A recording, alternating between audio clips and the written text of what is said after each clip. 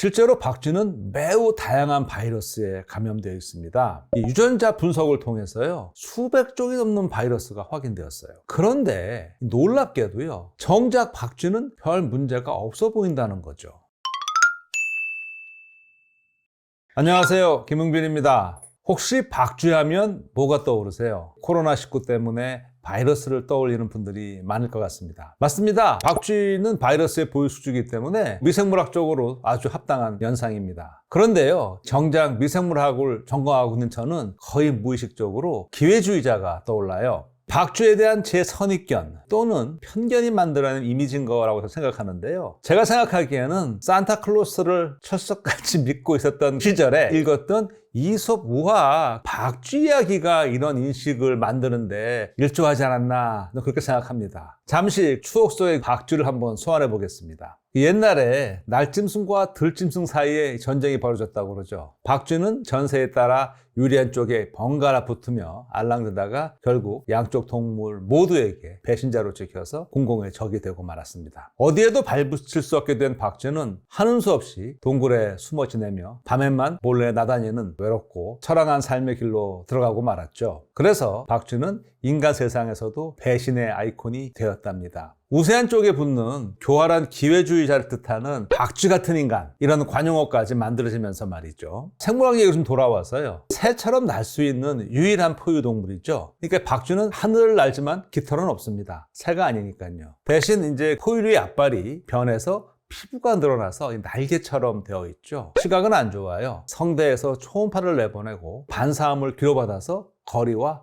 방향을 가늠하죠. 말하자면 최첨단 레이더를 장착하고 어둠 속에서도 자유자재로 비행한다는 얘기인데요. 지금까지 확인된 박쥐만 해도 1,400여 종에 달합니다. 이것은요, 설치류 다음으로 많은 수치예요. 그리고 이게 전체 포유류 종의 약 20%에 해당하거든요. 그런데 아무리 다양한 박쥐가 있어도 어차피 이 박쥐는 인간에게는 별로 호감이 가지 않는 그런 존재죠. 기회주의자를 넘어서 이 흡혈귀로까지 이슈되고 있지 않습니까? 그런데요, 지금까지 알려진 흡혈 박쥐는 한 3종 정도에 불과해요. 소설 드라큘라를 비롯해서 여러 영화의 주연급으로 나름 발탁된 거죠. 그런 탓에 치러야 하는 유명세인 것 같습니다. 게다가 코로나19 사태로 박쥐는 신종 감염병을 퍼뜨리는 주범으로까지 몰리는 지경에 이르렀습니다. 사실을 말씀드리면요, 현재 알려진 박쥐의 70% 정도는요, 곤충을 잡아먹습니다. 그러니까 박쥐는요, 곤충에게 저승사자예요. 오히려 인간에게는 고마운 존재일 수 있습니다. 왜냐? 이들이 없다면 농작물 피해를 주는 해충과 감염병을 옮기는 매개충 수가 훨씬 더 늘어나지 않겠습니까? 그리고 나머지 박쥐 대부분은요, 과일과 꽃꿀을 즐겨요. 그런 과정에서 자연스럽게 씨앗을 퍼뜨리고 수분을 매개해서 식물의 번식도 도와줍니다. 예를 하나 들어보겠습니다. 호주에 사는 회색머리 왕박쥐라는 거거든요. 다른 말로는 회색머리 과일박쥐라고도 부릅니다. 왜냐하면 이제 얘가 곤충을 먹는 게 아니고 과일을 먹기 때문에. 근데 회색머리 왕박쥐는요, 다른 식충박쥐와는 달리 초음파를 이용해서 먹이를 찾지 못해요. 대신 더 발달한 시각과 후각을 통해서 먹이를 찾습니다. 과일을 먹을 때는요, 짜서 과즙만 먹고 과일과 씨는 뱉어낸대요. 이 사진은요, 꽃꿀을 먹고 있는 박쥐 모습인데요, 얼굴과 털 보세요. 회색 털이 온통 노란 꽃가루로 덮여있죠.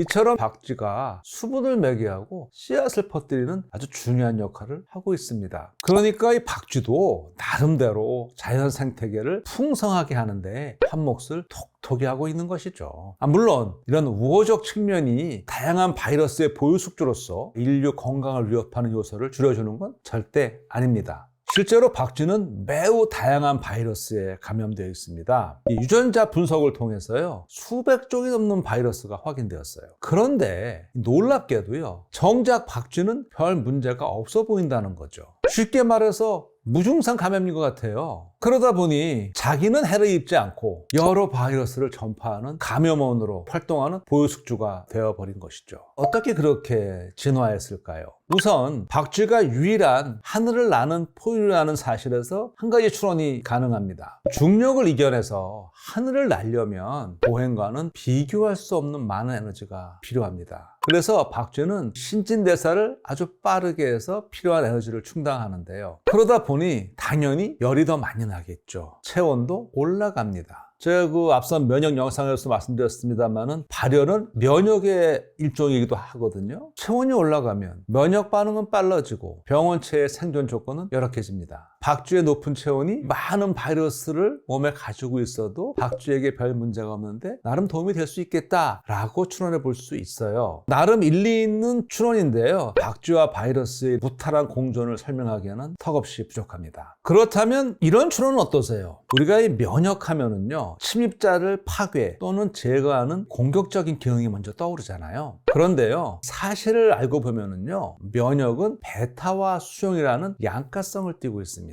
균형추가 어디로 기울지는 유해 정도에 의해서 결정이 되는 거예요. 즉, 면역 반응의 방향과 강도는 이질성보다는 위험성에 따른다는 것이죠. 박쥐는 균형추를 수용 쪽으로 치우치게 하면서 절묘하게 균형을 맞추는 능력을 터득한 것 같습니다. 실제로 이런 생각을 뒷받침하는 증거가 속속 발견되고 있거든요. 우선 유전체 분석 결과를 보면은요, 박쥐는 일부 면역 관련 유전자가 없는 것으로 드러났습니다. 그리고 다른 포유류에 비해서 염증도 현저히 덜 일어납니다. 염증 역시도 면역 반응의 일종인 거 말씀드렸었죠. 피부가 부어올라 혈관이 확장되면 혈류가 늘어나잖아요. 그러면 백혈구가 더 많이 모여들죠. 그래서 침입자를 처리하죠. 아마 경험을 통해서 다 아실 거예요. 침입자와 백혈구의 싸움이 치열해지면 염증 부위가 빨갛게 붓고 통증도 생기죠. 그런데 이 박쥐는요, 어지간하면 바이러스를 그냥 놔둔다는 겁니다. 포유류 가운데 왜 유독 박쥐만 이런 포용력을 갖게 되었을까요? 박쥐는요, 새만큼이나 소화관 길이가 짧습니다. 앞서 말씀드린 대로 비행에는 엄청나게 많은 에너지가 필요하잖아요. 그렇기 때문에 박쥐와 조류 모두 몸무게를 최대한 줄여서 에너지 효율을 높이는 방향으로 진화했다고 여겨지거든요. 창자 길이가 짧으면 짧을수록 섭취한 음식물이 머무는 시간도 짧아지죠. 그러니까 박쥐의 장내 환경은 다른 포유류와 사뭇 다릅니다. 실제 박쥐의 장내 미생물 조성은 포유류보다는 조류와 훨씬 더 가까워요. 포유류의 소화관 내벽은요, 얇은 겉껍질,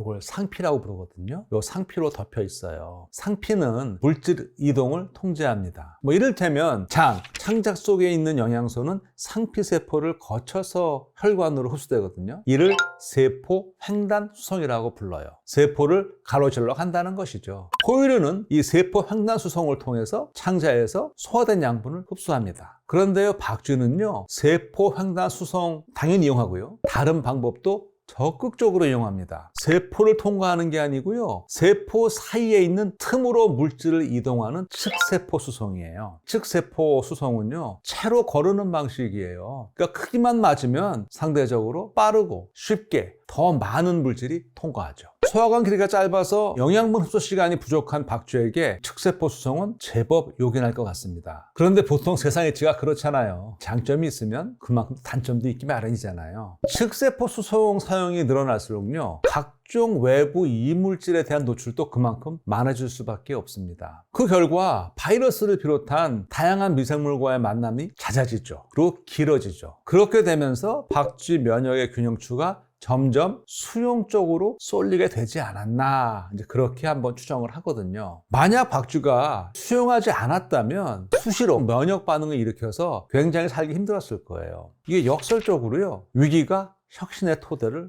놓은 셈이 되어버렸습니다. 우리 인류 역사를 가만히 돌이켜보면요, 감염병의 유행은 유사일에 끊이지 않고 불쑥거렸어요. 이게 오늘날 21세기만의 문제가 아닙니다. 다만 최근 들어서 감염성 미생물의 나댐이 빈번해지고 있어요. 그리고 그 주범이 과거에는 주로 세균, 박테리아였는데 최근에는 주가 바이러스로 바뀌는 그런 경향을 보이고 있습니다. 도대체 무슨 일이 생긴 걸까요? 아주 오래전부터 자연의 한 귀퉁이에서 그저 있는 듯 없는 듯 이렇게 지내던 바이러스들이 갑자기 경쟁이라고 하듯이 번갈아 몰려오고 있지 않습니까? 왜 그렇게 됐을까요? 한쪽이 그대로인데 상황이 갑자기 바뀌었다? 그렇다면 그 상대인 우리 인간 쪽에 무슨 변화가 생긴 게 아닐까, 이런 생각을 지울 수가 없습니다. 어쩌면요, 박쥐는 인간에게 각성을 촉구하는 경고장을 날리고 있는지도 모르겠습니다. 여기서 문득 2022년에 개봉한 영화 더 배트맨 속 주인공의 낮은 읊조림이 예사롭지 않은 울림을 줍니다. 공포는 도구다. 하늘을 비추는 저 빛은 단순한